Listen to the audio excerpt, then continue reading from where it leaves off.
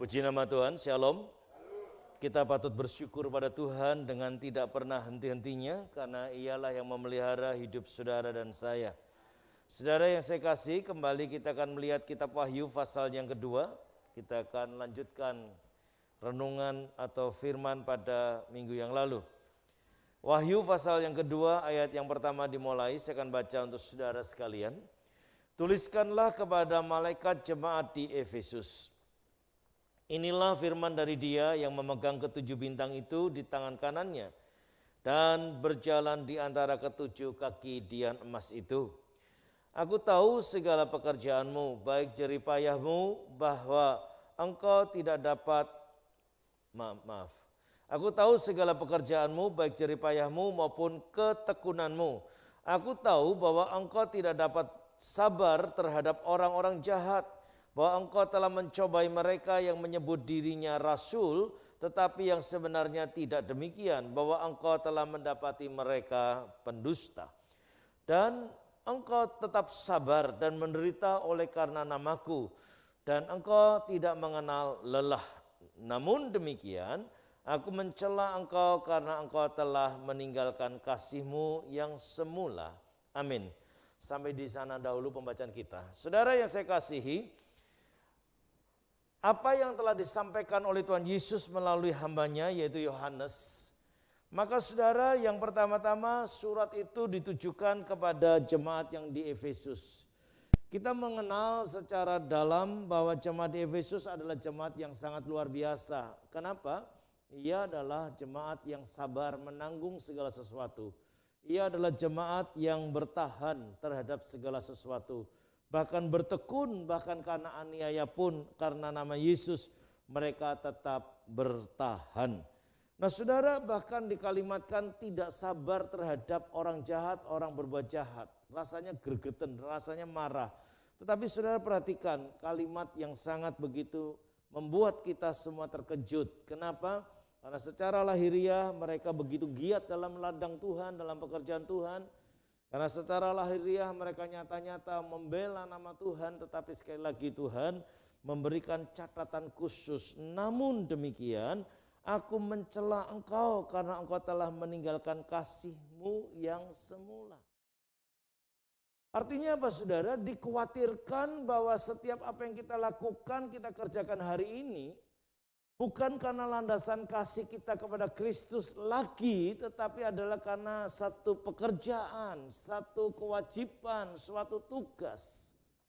Nah saudara yang saya kasih dalam Tuhan, itu sebabnya seringkali kita mendengar, menjumpai, ada banyak orang yang berkata, enggak pelayanan dulu, enggak melayani, enggak apa-apa, enggak pelayanan ning gereja ya ora popo. Itu kan kita sering. Apa yang menjadi dasar? Tentu sederhana saudara. Pertama tentu adalah kekecewaan. Nah saudara yang saya kasih dalam Tuhan, dalam perjalanan hidup jemaat yang ada di Efesus tadi adalah jemaat yang sangat tekun. Yang sabar menanggung segala sesuatu, yang tetap konsisten dalam panggilannya. Tetapi ternyata hatinya jauh daripada kasih semula. Jauh daripada apa yang pernah terbit di dalam dirinya, yaitu kisah kasih yang semula, yang betul-betul membara, yang betul-betul begitu luar biasa, yang berkobar-kobar. Api Pentakosta menyala dalam hidupnya. Tetapi saudara, pada hari itu apa yang dilakukan tidak lebih tidak kurang hanyalah sebuah kegiatan kemanusiaan belaka. Nah saudara, inilah yang menjadi satu hal yang sangat serius untuk kita sekalian pada hari ini khususnya. Di mana di masa-masa yang sukar ini saudara, semakin terjadilah satu penurunan kualitas iman secara umum. Tetapi saya percaya hari-hari ini saudara khususnya dan di luar sana, setiap orang terus diingatkan akan kasih daripada Allah yang sangat luar biasa. Mengapa Allah melakukan satu peringatan yang sangat serius? Namun demikian aku mencela engkau. Kenapa dicela? Tuhan tidak mau saudara dan saya yang berkegiatan secara lahiriah. Ada di rumah Tuhan, ada di ladang Tuhan, mendoakan orang sakit, mendoakan orang kesulitan, kesusahan, tetapi hatinya sesungguhnya jauh daripada Tuhan. Nah, inilah yang Tuhan tidak inginkan. Kenapa saudara? Karena saudara dan saya adalah pribadi yang dirindukan oleh Tuhan. Katakan amin. Saudara adalah orang yang sangat dicemburui oleh Tuhan. Mengapa? Karena saudara dan saya ini adalah mempelai wanitanya. Kasih hatinya. Maka saudara gak mau ia mendapati kekasih jiwanya itu cacat. Dia tidak mau menjumpai saudara dan saya itu coreng-moreng, gak mau. Dia mau saudara dan saya adalah sempurna sebagaimana Bapa kita adalah sempurna. Dia mau supaya saudara dan saya kudus sebagaimana ia pun adalah kudus.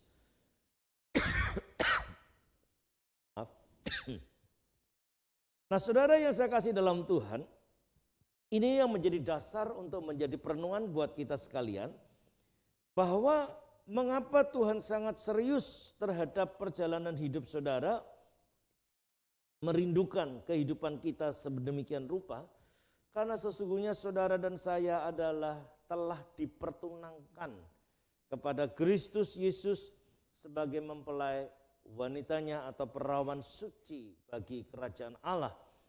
Nah, saudara yang saya kasih dalam Tuhan, 2 Korintus pasal 11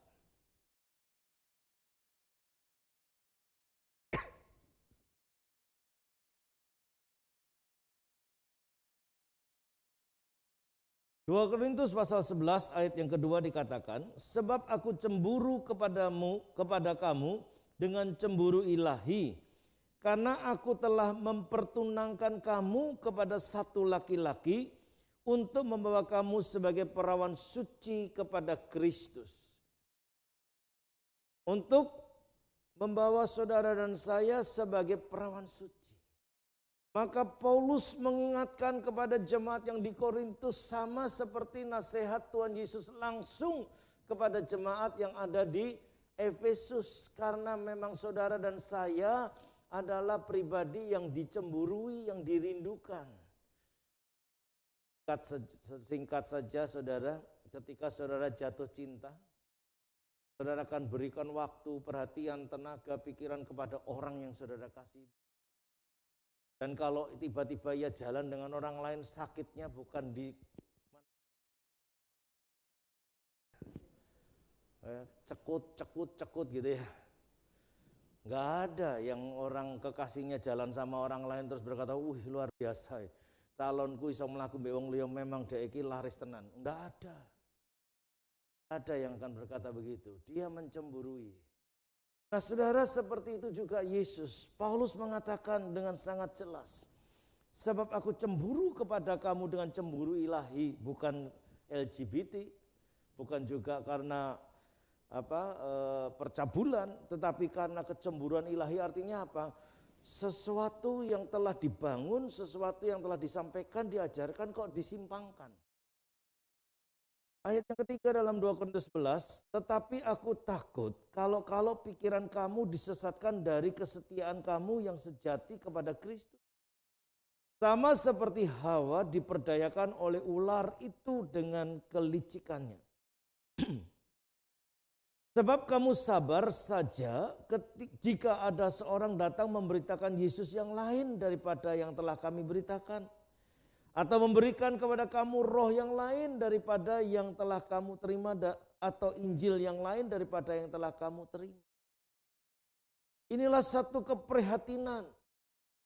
Ini sedikit sangat serius dibanding Efesus. Kalau di sini dilukiskan, sebab kamu sabar saja jika ada seorang datang memberitakan Yesus yang lain. Tapi kalau saudara tadi membaca dalam Wahyu, saudara, apa yang terjadi dengan orang-orang atau jemaat yang ada di Efesus? Aku tahu segala pekerjaanmu, baik jeripayahmu maupun ketekunanmu. Aku tahu bahwa engkau tidak dapat sabar terhadap orang-orang jahat. Ya. Bahwa engkau telah mencobai mereka yang menyebut dirinya rasul, tetapi yang sebenarnya tidak demikian. Bahwa engkau telah mendapati mereka pendusta. Berbeda. Tetapi saudara, maknanya sama. Bahwa jemaat yang di Korintus Kok diam saja ada Yesus yang lain? Kok diam saja ada Injil yang lain? Kok diam saja ada kabar-kabar yang berbeda? Sementara jemaat di Efesus begitu sangat serius. Bahkan tidak sabar melihat perilaku-perilaku kehidupan yang jahat. Bahkan dia mampu dan berani membongkar kejahatan yang dilakukan oleh seorang rasul yang dikatakan di sana ternyata adalah seorang pendusta. Saudara yang saya kasih dalam Tuhan, inilah sesuatu yang perlu kita boleh renungkan.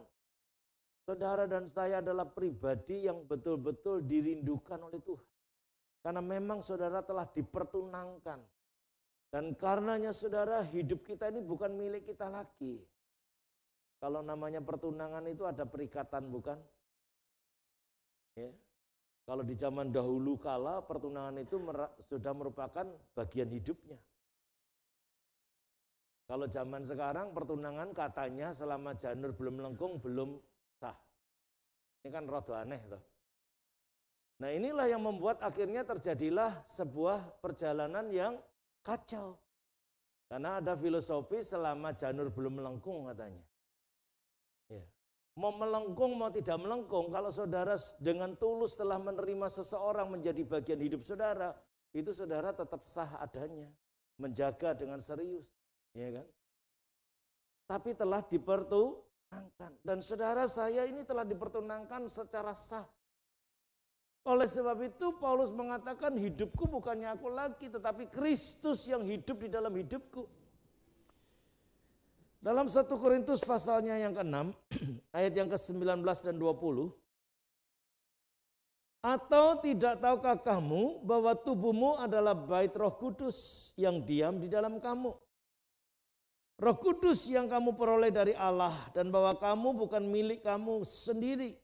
Sebab kamu telah dibeli dan harganya telah lunas dibayar. Karena itu muliakanlah Allah dengan tubuhmu. Mengapa saudara terkait hal ini? Karena di sana ada nasihat tentang percabulan. Bagaimana seseorang mengumbar hawa nafsu atau umat mengumbar hawa nafsu, dan itulah yang membuat akhirnya menjadi hidupnya berantakan. Demikian juga dalam kekristenan kita. Ketika kita menghadapi masalah, ketika kita punya persoalan, pernah nggak curhat atau betulkah kita curhat kepada kekasih jiwa kita, yaitu Yesus? Atau kita mencari Yesus yang lain. Karena ada yang bilang kayak lho, ngene kono Mbah Kromo kayak pinter tenan lho, piye ini orang njaluk apa-apa, ora dikei apa-apa. Cuma diomongi tok wis engko dadi. Nah, mlaku. Karena orang njaluk apa-apa, ora dikei apa-apa. Jadi pikirnya kan baik. Bahkan ada yang mengatakan, "Wah, kae lho pendeta wae rono yo akeh lho." Mulai tergoncang. Masa sih pendeta ya rono? Wah nek ora gur pendeta, majelis aktivis gereja akeh ning kono. Nah, pergilah dia ke Mbah Romo, Yesus yang lain. Nah, mula pertama tentunya adalah sangat menggoda. Kesan pertama katanya aks.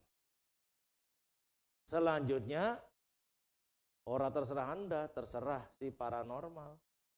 Dia yang akan atur hidup saudara. Mbah Kromo niki kok dereng rampung nggih pripun? Lah kowe kurang ini, kurang ngono. Wis coba saiki nggawa pitik ireng mulai. Wis coba nggawa kembang 7 rupa. Mulai saudara, karena saudara ingin dapat jawaban.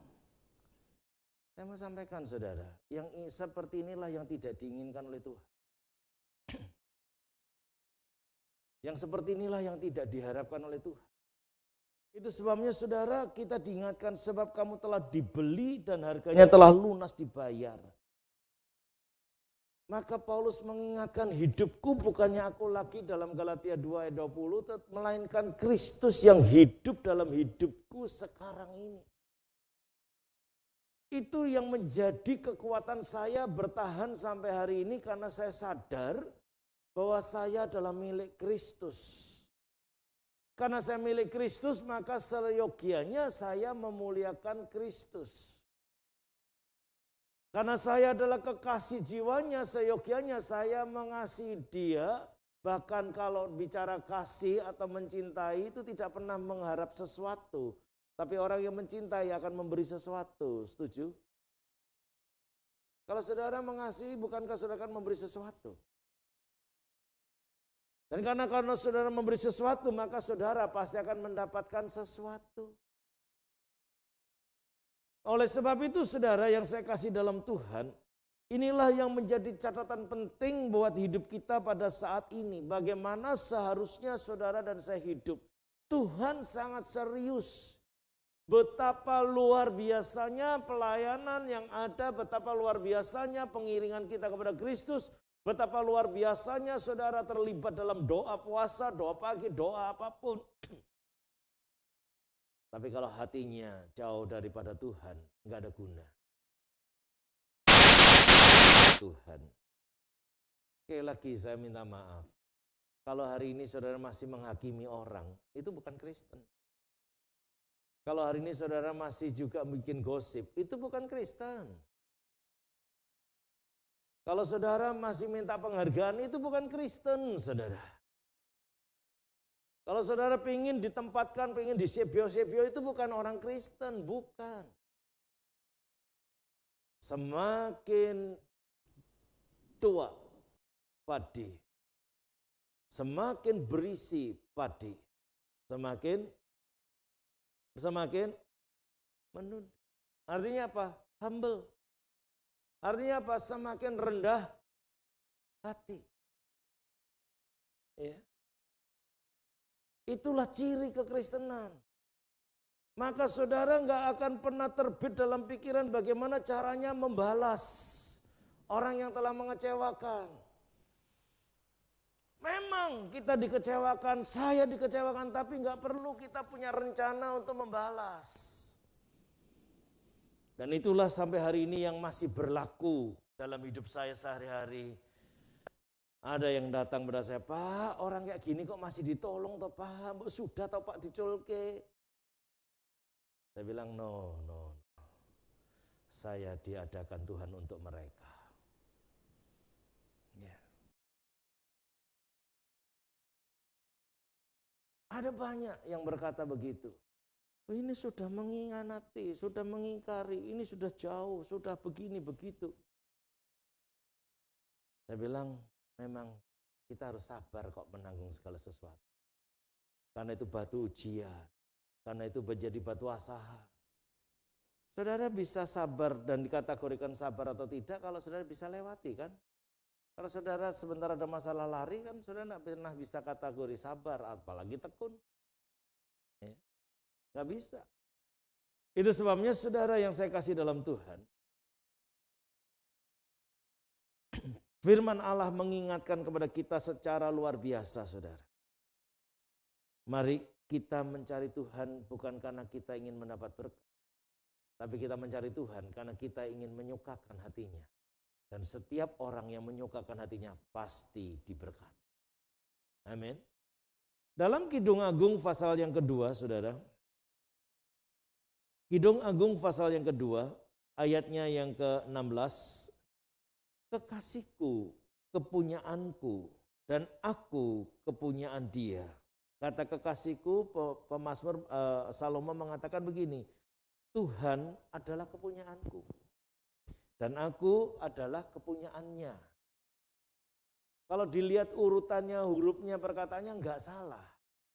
Tapi ada makna yang tersembunyi di balik kalimat itu. Ya.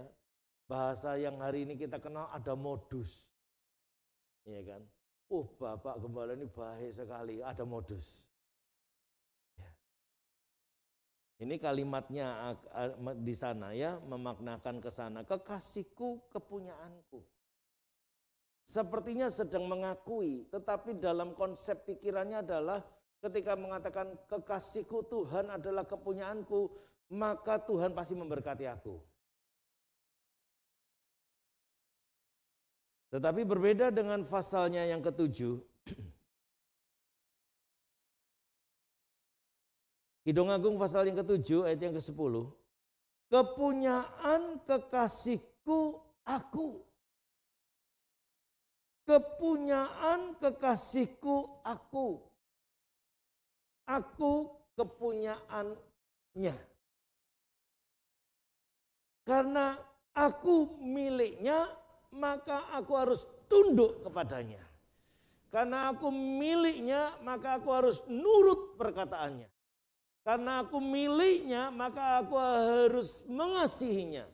Karena aku miliknya, maka aku harus memuliakannya. Tanpa berpikir berkat loh.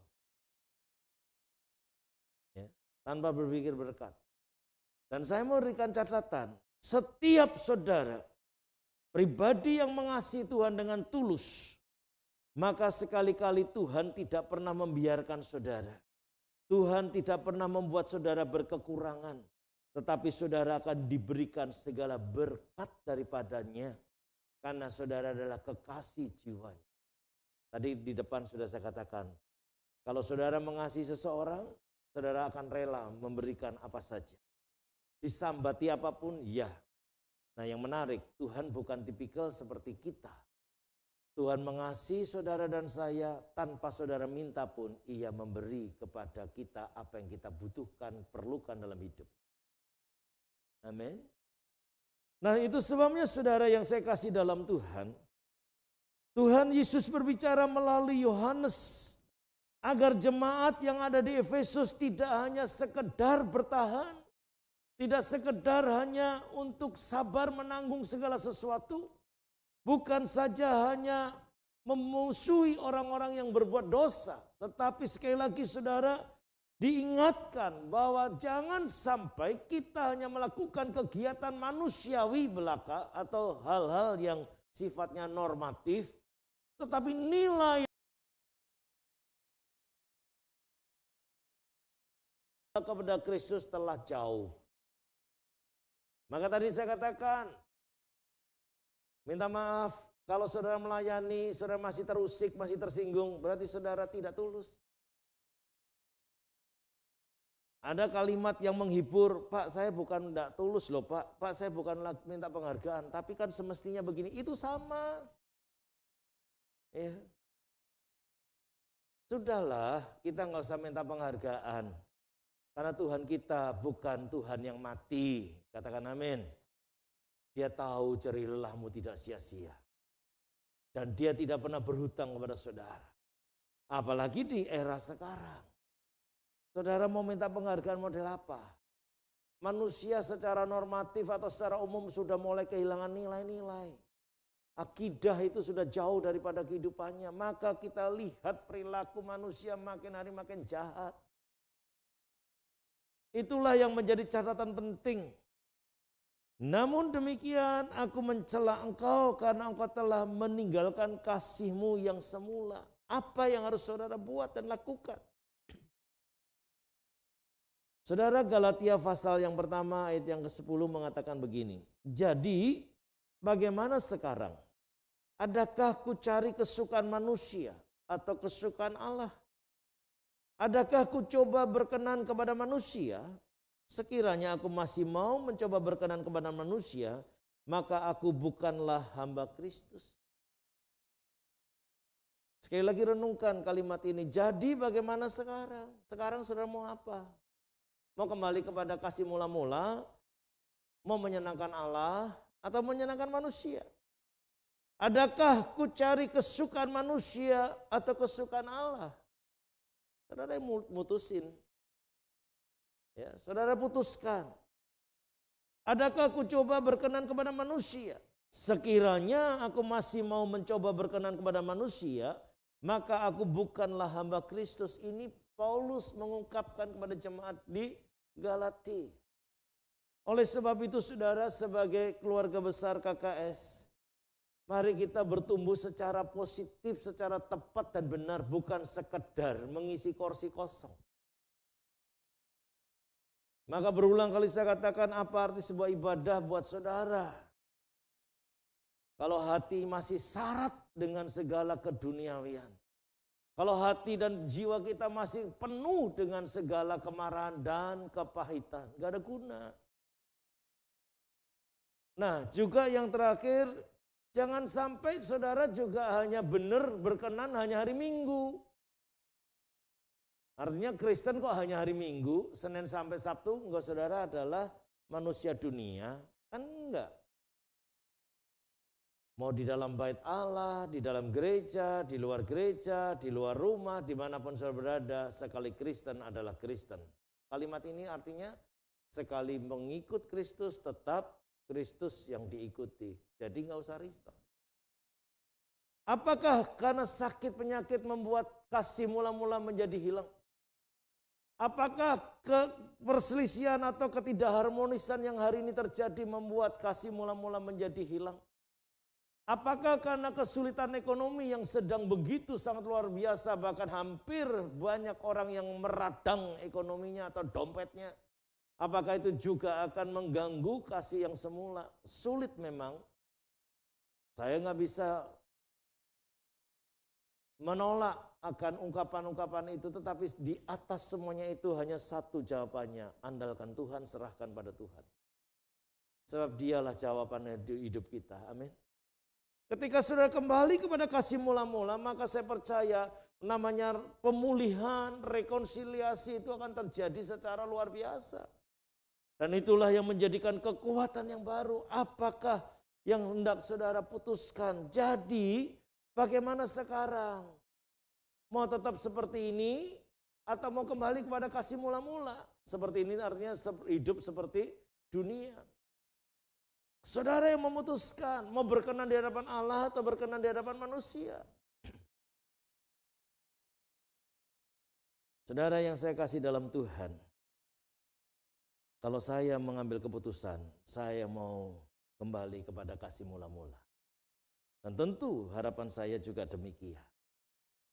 Kasih mula-mula terungkap di dalam Kisah Para Rasul pasal yang kedua, ayat 41 dengan judul di sana cara hidup jemaat yang pertama. Orang-orang yang menerima perkataan itu, ayat 41, memberi diri dibaptis. Dan pada hari itu jumlah mereka bertambah kira-kira 3.000 jiwa. Enggak main-main saudara. Bertambah 3.000 jiwa. Dari jumlah 12, 70, 500, terus kemudian menjadi 3.000 jiwa. Jadi kalau buat hitung-hitungan kita sudah 500-an, harusnya habis ini 3.000 jiwa. Yang amin sapa nggih? Yang amin tahun depan harus benar-benar mendapatkan 1.000 jiwa. Si jiwa angel Pak, wongi tambah suwe tambah angel, cak omongan tambah merengkele. Jangan putus. Ya, jadilah suratan terbuka. Biarlah Kristus bercahaya dalam hidup saudara. Mereka bertekun dalam pengajaran rasul-rasul dan dalam persekutuan. Apa isi pengajaran rasul-rasul? Yang pertama dan utama adalah membawa kabar baik dan menceritakan siapa Yesus. Yang pertama dan utama pengajaran rasul-rasul adalah mengingatkan agar setiap orang bertobat dan meninggalkan semua kehidupan yang jahat dan percaya Yesus sebagai Tuhan. Hari ini saudara, toleransi dalam kehidupan seperti pengikut Nikolaus itu banyak sekali. Sehingga titik berat untuk menekankan pertobatan itu makin jauh. Karena sungkan, gak enak, sudahlah biarin nanti kan biar waktunya Tuhan saja. Saudara jangan comot ayat tuh, bela diri. Kebenaran adalah kebenaran dan kebenaran harus disampaikan. Terserah orang itu menerima dan tidak, pokoknya kebenaran disampaikan. Sebab itu wilayahnya Tuhan. Kalau saudara sudah menyampaikan, mengorakkan kebenaran, Tuhan yang selanjutnya akan menolong dan memberkati perkataannya sendiri. Saudara tidak usah berpikir panjang lebar. Tetapi ketika saya mengatakan ini bukan berarti kita salah mengucap. Maka firman Allah mengatakan sementara itu juga jagalah dirimu. Supaya kita juga tidak jatuh dalam pencobaan. Apa contohnya? Kalau kita menyampaikan kebenaran kemudian orang berkata alah podo wae. Saudara kalau marah itu namanya jatuh dalam pencobaan. Kalau toh marah tidak diucapkan tapi gregetan itu jatuh dalam pencobaan. Buktinya apa? Selanjutnya wegah ngomong. Buktinya apa? Selanjutnya nggak mau ketemu. Menurut saudara kira-kira ada nggak di antara kita yang mengecewakan saya? Nggak ada. Kira-kira menurut saudara ada nggak orang yang mengecewakan saya? Entah pendeta, entah jemaat, entah anak, entah keluarga. Kira-kira ada nggak yang mengecewakan saya? Pasti ada. Tapi coba, makanya saya katakan, coba lihat. Apakah saya terus serta-merta membuang? Tidak. Apakah serta-merta saya menolak? Jawabannya tidak. Maka tadi saya katakan, Pak, orang seperti itu kok masih Bapak perhatikan, masih ditolong, Bu, sudah. Enggak. Memang saya diadakan Tuhan untuk itu. Maka dari itu saudara yang saya kasih dalam Tuhan, justru saya bersyukur. Ketika ada orang yang diajak ngomong seperti itu, dinasihatin seperti itu, diberikan ajaran yang benar, ditolak bahkan lari, enggak apa-apa. Ketemu lagi kita ingatkan, ketemu lagi kita ingatkan. Ya. Tapi ada juga yang berperilaku seperti anak yang bungsu.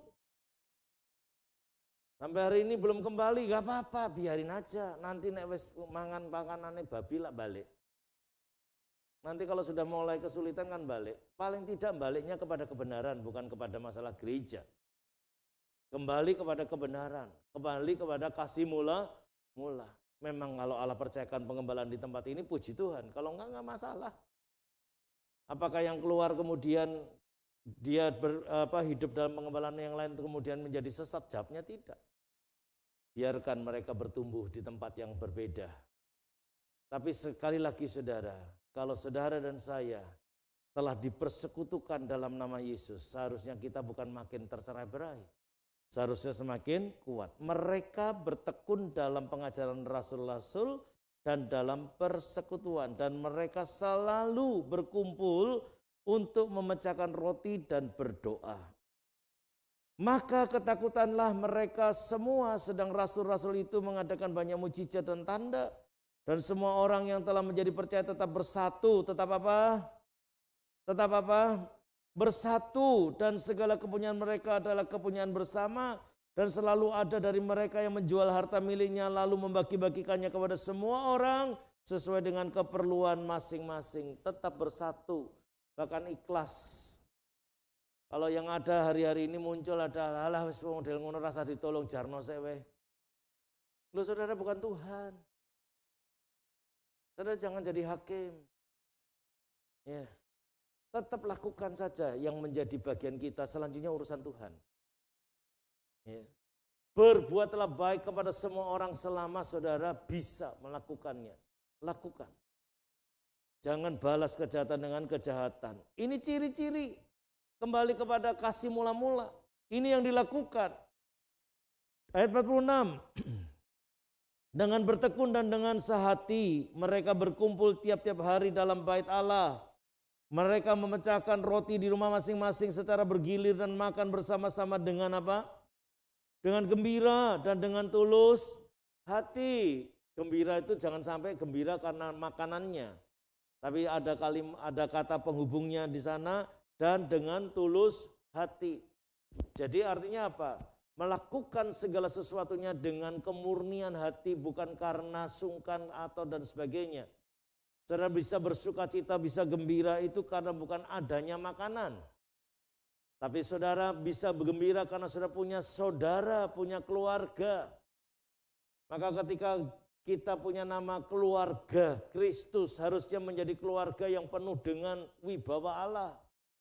Keluarga yang diurapi, keluarga yang penuh kuasa, keluarga yang tidak pernah kalah. Karena menjadi keluarga, kan gak mungkin toh. Apapun yang dibuat oleh anak-anak saya terus kemudian mulai hari ini Moni bukan anak saya, kan nggak bisa. Apalagi ajaran Tuhan. Ya. Tapi ada juga, dan saya pernah membaca dan pernah memberi nasihat kepada seseorang yang mengatakan mulai besok saya akan masukkan media.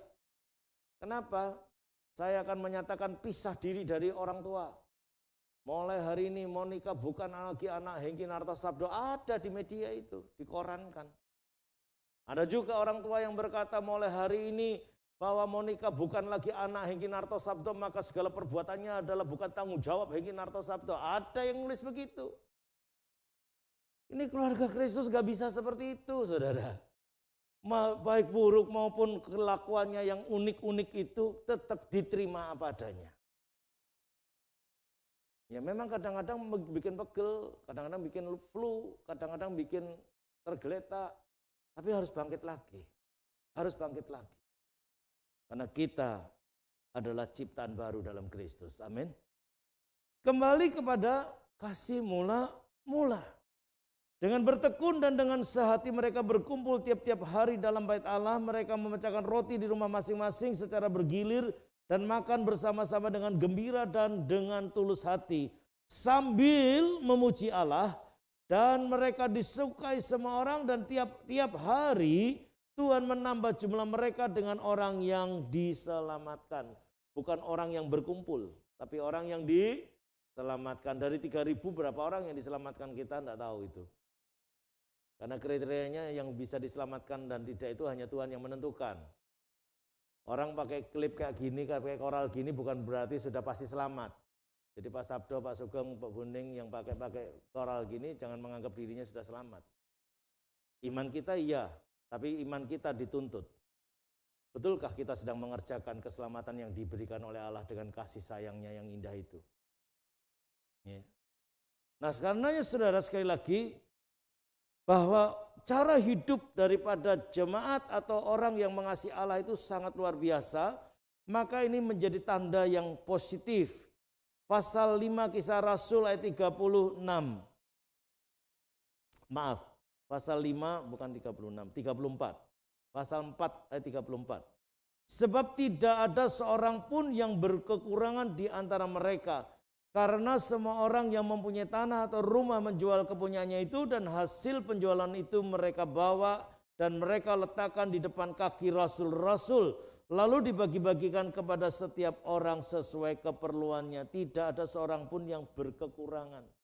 Jadi kalau kita bersatu dengan tulus, maka nggak ada yang kekurangan.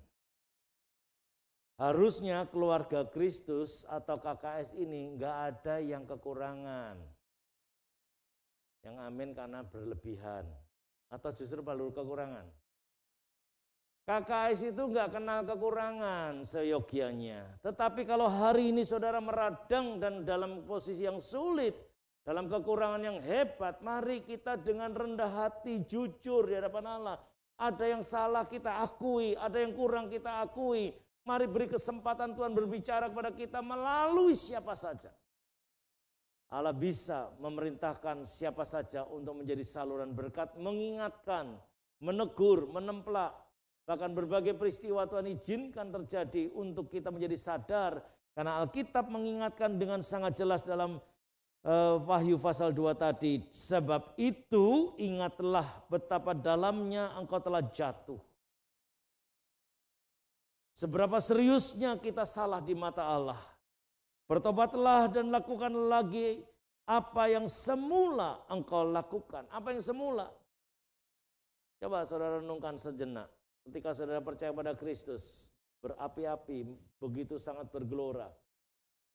Entah usia masih belasan tahun ataupun sudah puluhan tahun. Coba renungkan. Ya. Kalau saya ukur usia saya waktu itu di 12-13 tahun sudah di dalam rumah Tuhan, tapi lahir barunya 83 berarti baru 20 tahun, sampai hari ini saudara, yang namanya api menyala itu nggak pernah padam. Semangat bergelora. Entah istri saya, entah siapapun selalu mengatakan, Bapak ini kok wong rande udel. Kenapa? Karena saya tahu hidupku miliknya. Karenanya aku harus menyenangkan. Saya nggak peduli orang menilai apa, saya nggak butuh penilaian, karena sudah didoktrinkan oleh Tuhan, tidak perlu apresiasi, cukup biar Tuhan saja yang menilai. Ya. Nggak perlu kita minta penghargaan, ya. Tapi biar Tuhan saja yang menilai.